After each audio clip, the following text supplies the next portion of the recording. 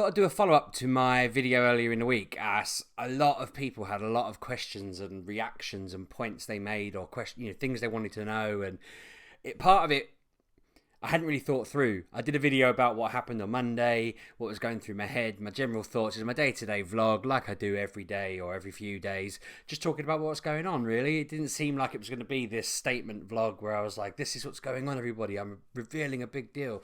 But in hindsight, it is a big deal, and I probably should have planned it a bit better, because basically what happened is I told my family, and then I did a video about it, and then I was like, there's so much more information that people want to know, or people just I haven't considered, I haven't processed, or whatever. So I thought, you know what, I'll go back to the beginning, I'll talk about the story, and I think that'll help people, because there's lots of people out there in our position where they're starting, or they're looking to start, or they don't know where to start. Or there's people who've been through it, and they'll know exactly what I should do next, or they'll have the best advice, or they'll be able to warn me off things, or give me suggestions, which you already have. So I want to start by saying thank you to everybody who's followed, subscribed, liked, commented on that last video. We've had a really weird, different week this week, and it's been good for the most part. And I want to, pursue this now and sort of talk about it on and off. It's not going to be an everyday thing. It's not going to be an every video thing. I know that Kev recently did a video for me about me. I didn't expect him to do that. I'm really grateful that he did, but he did say that I'm normally a vlogger about my day-to-day nonsense and my stupid things that happen, and the things that I get up to. But this is something that we're going to be getting up to for a while and whatever. So here we are, I guess. And I just want to basically start by covering off, I guess, the journey, because in the video I kept saying we're at the start of a journey, we're at the start of the process, and it's all begun now with the outcome of this report. But then I was thinking to myself, actually, that's nonsense, because if we got a diagnosis or a reaction or an outcome in a year's time, I wouldn't think to myself, it's taken 1 year. Bosco's 6 at the end of this month, on the 31st. His birthday's Halloween, and I don't think this is something that started when he was 5 and it carried on till now. It's absolutely not. And when I started writing out notes, I've just doodled some notes in a book, and I just thought, when would we say that we first started with this kind of thing? I thought to myself, it was probably the first time not the first time, but the moment in his life where he went from being a baby at home with us to a baby in the world of nursery. Now, we've got a baby now who's 1, and as far as we're concerned, it's just a normal baby. He can't talk, he can walk. Bosco could walk from a young age. Just general baby stuff. He's exactly like Lampup, Bosco's older sister. Baby, basically. And you feed them, they poop, they sleep, they cry. Perfectly normal baby stuff, really.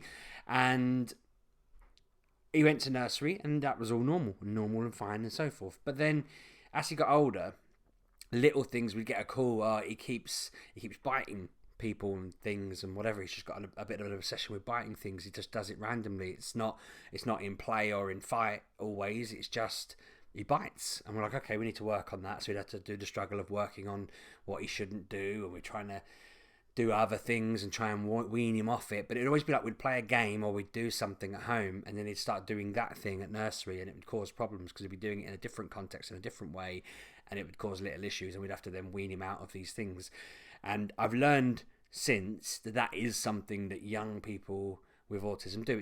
I'm not saying that's the smoking gun, that's the thing, but it's all, as you'll see from me talking through it, there's loads of little pieces like that kind of match up and become a bigger picture. That's why we ended up with the reports and where we are. So as well as that, as he's got older and older, and we've expected him to get over to be potty trained and learn, he's kind of done stuff like that. He's learned to use a toilet, but then he's still wetted quite a lot, and that's considered quite normal up until the first year or so of school. Some boys go much beyond that, so we kind of just thought, okay, slow developer, fine. But then there was also the speech. All the other kids his age would start speaking really clearly and start speaking like older children do, and his speech has always been considered quite young, immature, I guess, for his age. So again, we just thought maybe speech development is a bit slower. That's fine, we'll carry on, because he's always seemed quite bright. He's very good at remembering things. He's very good at recalling things or telling you facts and things like that. And he's very into the things he's into. So he'd go into nursery and he'd tell the ladies about all the different Pokemon, and he could name hundreds of them, and they'd find it fascinating that he knew so much about Pokemon. And that he knew so much about what he knew, basically. He'd always be inquisitive and want to look through things, and he'd want to play out in the dirt and look through at bugs and things like that. And they just found that that's the quirkiness of him. So it was quite a straightforward process. It was all, normal, but little developmental things we needed to work on. And we'd never had this with Lamp Up. She'd gone to nursery, she'd toileted at the right time, she'd had no speech issues, she'd been fine with all of those milestones. So we just assumed it was simple enough, not easy, but simple enough. That's just, they hit that, as long as you're there to make sure they do it right, it's all good. So then they're just things we've dealt with as we've gone along. And then the nursery expanded just before he finished there, maybe, 9 months before the end of his, I guess it would have been fourth. He'd have been 4, he'd been planning on going to school in September. They suddenly expanded slightly and they ended up with a lot more children. And suddenly that just became like we were just off the rails at that point. It was like every day it was overwhelming. He'd have sort of bad days, as they'd call it. He'd just be really, really het up, wound up, getting in all sorts of scrapes. He'd be pushing someone's toys over or just being disruptive. And they again thought it was just, he's at that age, it's handling a busy room or whatever. But it seemed to just be that every day he'd get more and more overwhelmed and it'd all go a bit nuts, and they'd have to try and handle that, but they couldn't, because whilst they'd expanded, they hadn't got tons of new staff or whatever. So it was like they were trying to balance it and deal with it, and we were getting worried because it would be like, we threw a toy and it hit a child, or he got in a scrap with a child, or something happened, whatever, and you'd be thinking it's not just affecting him, it's affecting other people, it's affecting their day-to-day. So then they'd try and put things in place to help him on that and help him stop him getting overwhelmed. He started to get in a process for the last year where they'd have to start explaining to him exactly what each day was going to be like. You come in, you put your coat here, you do this, you eat your meals. They'd have to tell him that his nan was pick him up at the end of the day. They'd give him like a full day plan so that he'd know exactly what was happening, because if he didn't have that, he'd really get upset at the end of the day if the wrong person picked him up. And there's all things like that were starting to happen, that if my mother-in-law turned up to get him, he'd just run away and wouldn't come to her, and she'd have a fight getting him out, and it'd really stress her out and make her feel bad, because it'd just be embarrassing and bad, and everyone would think, he's misbehaving or whatever. So that became quite a stressful situation. And it was interesting because at the time I knew that those daily plans were the sort of things I'd seen, Kev and Anna deal with, where they'd have to go through the plans, and we know that Andy has a routine and that kind of thing. But I just assumed it was maybe something that wasn't connected in that way, but it was connected in just the fact that he was having problems with getting overwhelmed with a situation shifting without notice, and we adapted to it and made a plan with it. And it's something that we still do now. We've just grown with it and got used to it. And so we explain to him, we'll say, we're going into Tesco's, if you behave in here, we'll take you in next time, but if you don't behave in here, then next time you'll stay in the car with me or with his mum. And that's what happened. And he goes in and he does, he's good. He just walks around and doesn't get overwhelmed because he's thinking about it. He's thinking, I've got to do the thing I've been told to do. So then obviously when he was old enough, he went on to primary school, and the nursery sort of let the school know in advance. They'd come in and they'd see him. The Senko came in and saw him. The teacher came in and saw him. There was lots of other kids with boisterousness or excitedness or whatever, so they'd put a lot of effort into coming in and meeting them all and learning them and just getting an understanding of them and everything like that. So I hoped that going from nursery to school, new environment, same routine every day, same people, exactly the same setting, would calm things down for Bosco and just generally make things more of a routine, just generally set things out for him. But I hadn't really considered things like assemblies having to be a very set way, and I hadn't considered the fact that it's one person's attention split amongst 30 kids. It's not going to be all simple and all straightforward every day. And so he definitely found it challenging because it was still overwhelming. It's free play for the first year, pretty much. It's do what you like within reason, with a bit of structure. If you want, we have reading time, we have making things time or whatever, but generally if he says I'm going to go play outside, he goes and plays outside. And the teacher would very much say that he'd go sit outside and play with the water or play with the mud or play with whatever it was he was playing with. And we'd just start to notice that over time he kept getting, they give slips at school for misbehaviour, for unacceptable behaviour, for dangerous behaviour, whatever it is, they give slips. And I must say, he got plenty of them in the first year, and at first I found it frustrating because I felt like the school were berating them for every little thing. But actually, I see what they're doing, and they're basically trying to get things right as early as possible. Don't let anything slide. Make sure everything's looked at. document everything and that sort of thing. And I thought it's been interesting actually, because it was frustrating me at points, but I was starting to pick up on little bits, like things that come to mind, the silly ones where he got a red slip for putting his shoes on in a room where he was told he needed to put his shoes on in this room, but he was doing them in this room, and he insisted on doing them in this room, and then it got into a big thing, and they said to him, that's unacceptable behaviour, you get a red slip for that. And when I read it at the time, I was like, well, who cares where he puts his shoes on? But actually, it's not a punishment saying here's a red slip exactly. It's this is something that's happening. And when you look through them, there were times when silly things had happened, or there were times when he'd reacted badly to things, but there were always something that wasn't quite like, if Lamp Up never did those things. Lamp Up wouldn't get upset with a child taking something and just give him a slap. Lamp Up wouldn't have worried about putting her shoes on in the wrong place. She'd have listened to the instruction, but he was thinking, this is what I do, or this is where I do this, or this is what I want to do. And he didn't really see why it was a problem otherwise, and he'd just do what he wanted. So we'd often have chats and conversations with the Senko. There was loads of that. We'd be going in for meetings. I actually made a point towards the end of the first year that we'd only been in to talk about his behaviour and his development. We'd never been in to see his books, his maths, his reading, whatever. They'd never shown us those properly because it was such a fixation on this early development stuff. And I was rather surprised when we got his book at the end of the year, and I could see that he actually, whilst he's not reading to like the same level as the sort of highest end of the class, he's not miles behind. He's quite good at reading. He's better than I was at that age.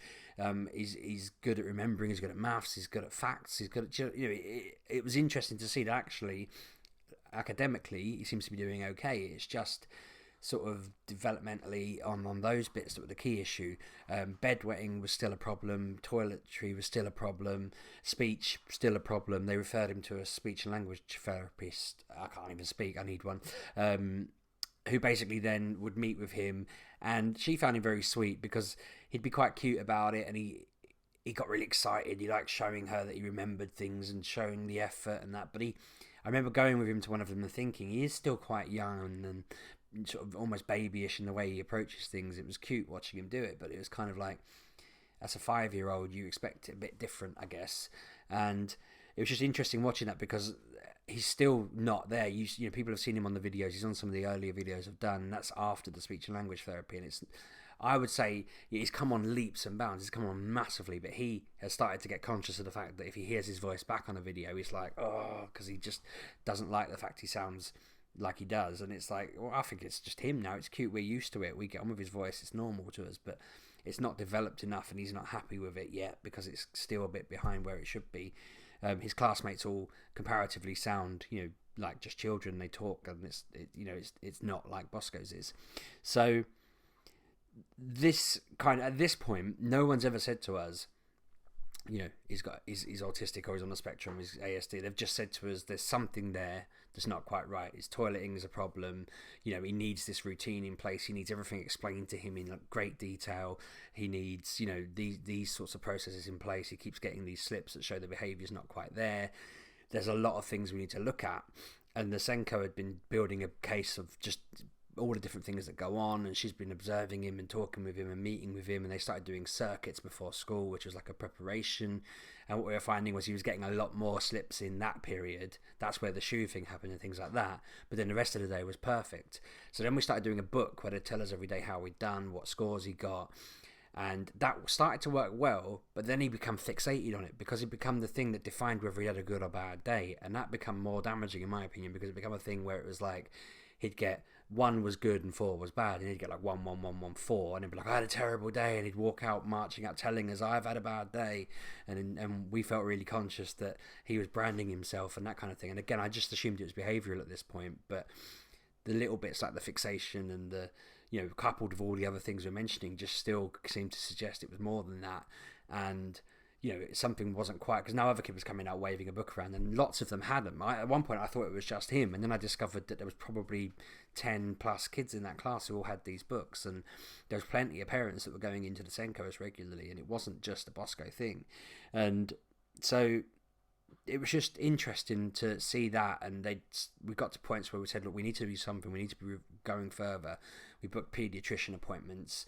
My wife went to an appointment where she spoke to somebody and answered lots of questions. She's been to a few appointments about the toileting, the speech, the development, just checking, ruling out certain things.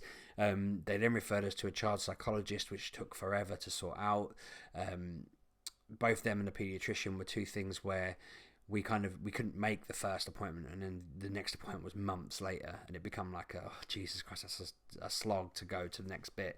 So between all those different observations and talks and meetings and whatever it was we'd gone to, and just little bits that built up, the school managed to, they tell us it's like, finding rocking horse poo or whatever it is. It's rare to get this, but they got this group called Projects for Schools to come in. So I've got a report here from them. They came in basically to observe Bosco for a day and just make a report on what it was that he was doing. It says here that they requested for them to come in on the 19th of June, and they came in on the 13th of July, so it was less than a month between them requesting and getting the group in. They said the reason for request was to observe for signs and symptoms of a neurodevelopmental disorder, which they put in brackets ASD, but then they sort of talk about it in the report. They looked at various different things, and in the conversations we had afterwards, they said they sort of ruled out certain things, which is interesting because, and I'll go into more detail on this in a moment, but one meeting said they're going to pursue one route, and the other one said they're ruling out some of them and they're pursuing another route. The school have told us they're happy with what's going on so far. We're kind of a bit like, we're not sure, and we'll play it by ear. And yeah, it's just interesting to follow their thought processes, because they did this whole scoring thing where they had like levels of distractibility, levels of hyperactivity, levels of restlessness, ability to focus on task, work production, frequency of disturbing others, frequency of calling out, interaction with peers, interaction with adults, issues at break, and aggression. Now, they put how concerned they were with that, and I'm pleased to say they have no concern with aggression. That's something that, if they'd have put that, I'd have been surprised, because he's never, yes, all kids lose their tantrums, or now and again they lose their temper with just situations. They get upset. There's definitely been times when Bosco's had a bit of a meltdown. Most recently we were playing Pokemon Go in the car, and he just got extremely upset, and a friend of mine said, does he want to come out of the car a minute and spend some time with his friend? And I was kind of like, I'm not really sure if it's appropriate, because I think he's just having a moment, and I'm trying to just sort of let it run its course, and we're going to drive and meet you down the road to do the Pokemon stuff in a minute and that kind of thing. I've tried to let it just cool off, but everything else was just kind of, it's a mixture of scores.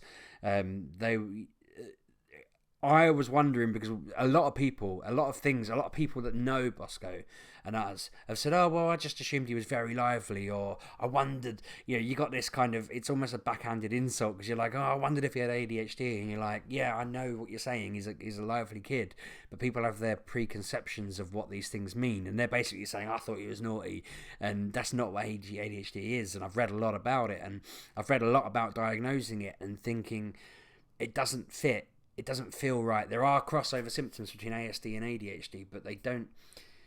If it was that, he's got a very small number of the symptoms, whereas autism has got a very broad number of the symptoms, albeit at different levels. And I feel like the report shows that, because there's areas where it's way up high on the major concerns, and then there's areas where it's quite a low concern. And they were saying that his social skills are quite off, and this is something that I picked up on at a couple of parties where, I don't know, as an entertainer who says, he asks a question, and the answer to the question is a joke or a rhetorical question that he doesn't really need an answer to. Or a magician was saying, where's my wand gone? And he's got it under his arm, and Bosco just won't let it go that it's under his arm. The kids have seen it, laughed, and carried on, but Bosco's like, it's there, stop everything, it's there, it's under your arm, it's there, it's under your arm. He's not that excessive, but he's basically trying to get the guy's attention, because in his world, the guy's asked the question, he genuinely doesn't know where his wand's gone, and he's like, it's there, and stuff like that. And the report reflects slightly, because it's saying that he's not doing these things in a kind of, like, none of it seems malicious or bad or misbehaving or getting up to mischief. It's just his interactions or his understandings. There's in the report, and it was a bit sad reading some parts of it, because it was saying that somebody kept just pushing him down, and he just wasn't reacting to it, wasn't saying, that he wasn't saying that was wrong, he wasn't saying that he was upset, he was just accepting the fact it was going on. And I've seen that when we've played Pokemon Go with some other people. A kid was telling him to do things, he said, oh, just dodge every time, it'll be funny. And Bosco's just like, okay, thinking whatever you say, he just follows what they're suggesting because he just thinks that's the norm. And there's lots of stuff on here that was saying that he just has this kind of lack of connection with people. Will be playing and he'd be there, but he wasn't engaging with them. He was just doing his own thing. He was floating between things and stuff like that. I'm paraphrasing a lot of what they've said, but this was the main report, that the first time that anyone in the professional capacity has gone, yeah, we think this is what you should be pursuing and this is what you should be doing. So we've then said, right, we want to book the next steps, we want to talk about things, but talking to people first. And it's interesting because a lot of people have said, completely see it, not in a judgmental kind of way, just I mean, I mentioned to Kevin, he was like, you've said before, and it's something that it's interesting to see you've got more progress on it. And my family weren't that surprised. They were, my mum was like, oh, just thought he was a normal child. I'm saying he's not abnormal because of this. It's just she doesn't particularly see it, but she doesn't live near him. She doesn't see it every day. Whereas I spoke to my mother-in-law and she's like, oh, okay, yeah, interesting. The school were very much like, yeah, we're going to treat it, we're going to treat Bosco like this is the situation we've got to work in. And they just went with it. My friends were a mixed bag, kind of said, yeah, we see it, or okay, I'm surprised, but they were generally, again, everyone's been supportive. No one's been unsupportive about it, but it's just saying that we need to continue the assessments and we need to see where it is. But I mentioned that I'd talk about where we are at the moment.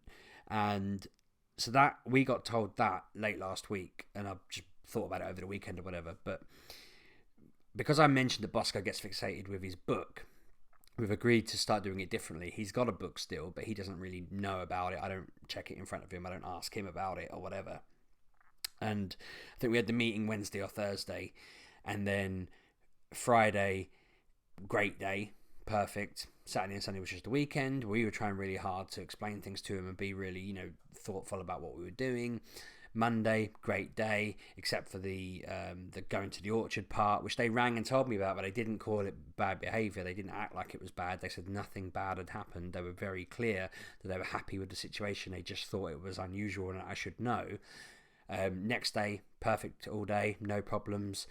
Today, fine all day, although he got an upset stomach and he had to end up going home about an hour early, bless him. And interestingly, I think it's because they've followed the instruction of treating him slightly differently than they were before. I feel like they're making the effort to explain to him, because when I said to the deputy head on the phone about him walking away, I said I told him to do that because I didn't want him getting into problems, but he's taking it too literally. And she was like, no, I understand completely. And we talked about it for a bit, and that was that. But I feel like they're starting to do the same thing. They're starting to basically think of it as his behaviour is not insubordination. It's not him refusing to cooperate or not getting it. It's that he can't, or it's not quite right, and he needs to be told a certain way or whatever. They're just making an effort to understand him, and I feel like that's always been the case. He'd say something and they just wouldn't get it, or they wouldn't understand him. And I've always felt, even from the nursery sort of time, that sometimes certain people weren't getting him, and that was causing the issue. And it's hard to say that to a teacher or a person, because you think, like, I'm not saying my child's perfect or whatever, you're just saying I understand him, I understand what I'd have done then, and all parents have that. But it's interesting because he's had basically, if he was still getting scores, it'd be 1, 1, 1, 1, 1 all the time through. There's not been any bad or negative stuff in the books, and that's mental because it's never been like that. He's never had like weeks and weeks of that, and this has only been less than a week, but it's been consistent. And it's like, okay, that's interesting in itself, because straight away they've put things in place that have helped manage things. And this kind of makes me think I'm pretty sure if and when we get further down, it'll be mild. But then it depends on the situation. It depends on how well it's managed, and that's what I'm learning basically. What we need to do next is we need to go and continue with the paediatrician and the educational psychologist that we've seen and that sort of thing, and just generally follow their routines. Now, this is where I need advice, I guess, because the NHS waiting lists on that are huge. We've got months to wait for the next step, and it's odd. I kind of feel like if I rang them and just said to them, come on, see us tomorrow, they wouldn't. But it feels like if they did, they'd do the paperwork within a couple of days and it'd all carry on. It's like anything. But that's not how it works. My sister messaged me this morning and said that a friend of hers has just finished the process. But what blows my mind is, and this will blow a lot of people's minds listening, because I've had people message me saying that it took 4 years for theirs to be sorted out. It took, 17 was when they were finally diagnosed. This person took their child in end of December, just before Christmas, paid to see someone privately, and had an outcome by the middle of January so a month later. And that makes me think, well, why wouldn't we try and do it that way? But private is like £1,000 apparently they paid for that. And I think to myself, I don't know how long the process is likely to be, because if it's likely to be 6 months, then I can handle working on it and getting that in feedback in 6 months' time. But if it's going to be until he's 10 or 3 years or whatever kind of nonsense, I'm sort of looking around thinking, I could just cobble it together and just go private. Unfortunately, I've got like insurance through work that I used for like certain things for me, and it's not covered in that, which is rubbish, because it would have been handy to say, right, we need a diagnosis, let's go and follow that route. But £1,000 to know quick is worth thinking about, because if we were to find someone now, in theory, I could be doing a video in a month's time saying we've got an answer, we know what it is, and or where or whatever. The situation's odd because we got given this like booklet from the Cambridge NHS Foundation, what is ASD, and it goes through all the different facts and details. There's loads of advice, and that was their kind of, we had the meeting, we talked through, they told us what they've been doing so far, that's what they gave us a report as well, and they've just sent us off to kind of handle it. And I'm very lucky because obviously I know Kev and Anna, who are experts in this, and I have family working in healthcare. Mrs. Sheepdog's a social worker, and there's just lots and lots and lots of resources and people that we can talk to. And obviously I do this, which means I've got a lot of awesome people like you giving me feedback. So it's been a weird situation, because if I didn't have any of that, I think to myself, I know Kev's mentioned Anna doing the process and stuff like that. I imagine sort of being her 12 years ago or whatever, just being so we've had a report, here's a leaflet, off your pop. I think I don't know what I'd do. I feel like I've had a lot of good advice, and I'm hoping that this has been sort of helpful, just hearing the process, because I feel like maybe we should have asked for the stuff earlier on, but it's hard to know. I think this is probably as early as it could have been, because they needed to rule out whether he was just a cheeky kid who needed to grow up a bit, whether it was our parenting, whether it was all sorts of things. And I'm not saying it's not that. I'm not saying I'm father of the year or anything, don't get me wrong, but I feel like now they're saying, okay, we've left it long enough that we know that it's a Bosco thing, it's just Bosco, and we need to fix it. We need to move on from there. Sorry, I don't mean fix it. We need to manage it. We need to help him work around the obstacles that cause him to have setbacks, basically. So that's where we are. We're kind of at a point where we're learning. We've had lots of conversations and times where we were like, okay, we didn't handle that well. I was trying to convince him to eat dinner the other day and was trying everything. I was throwing the kitchen sink at it, basically trying to bribe him to eat, and it wasn't quite working. And I'm learning that actually I should probably just call that. That's the sort of thing that works on his sister, not on him, so I won't do that. But we're at a point, where we're waiting, but I need to know whether we should be waiting excessively long or whether we're better off trying to see if we can go private and running down that route, because if we get results quicker, we can get him the support he needs, or we can rule this out and go on to the next thing. Because whilst we're pretty sure this seems to fit and it has made a big difference in the very short time, it could be anything, couldn't it, really, at this point? It's just, the case is strong for it, and I feel like if we were doing it based on evidence, there's a good 4 years of evidence that would fit it. I'm going to wrap up anyway, because this is a very long video that I'm going to have to try and edit down. I'm sorry that it's so long. I hope it's been useful. I didn't want to leave anything out. I don't want to leave any kind of, if there's questions, obviously ask them, but I'm hoping that I've covered most things. Let me know in the comments if you've got anything you want to know. If you're just starting it, I'd love to connect with people so that I know where you are in the process, what's going on with you, what's happening, anything that we should be aware of, anything that we might want to know about. Any questions you have at all, I'm more than happy to respond, do a video about them, whatever. Just let me know, really. Thanks to everyone who subscribed. If you haven't, please do. That'd be lovely. I say like the video if you do, all that stuff. But yeah, thanks, and I appreciate the support we've had from everyone so far. It feels really nice knowing that there's so many people interested in helping or advising or sharing their information, because whilst it's not, whilst I say I feel like we're in the middle of it, not the start of it, but it is still so early in the process that I know that when we are near the end, I'll be like, oh God, I had no idea how far we were. And when we've got an answer, I'll be like, God, it took forever. But right now it feels like we're not at the start, we're in the middle. And this feels like the first time we actually know where we stand and what we can do next. Whereas up until this point, it feels like we've just been clutching at ideas and kind of, floundering. So anyway, yeah, that's my video. Thanks very much for watching. Yeah, and I'll see you. I normally will do another video again at the weekend, probably. So yeah, I'll see you then.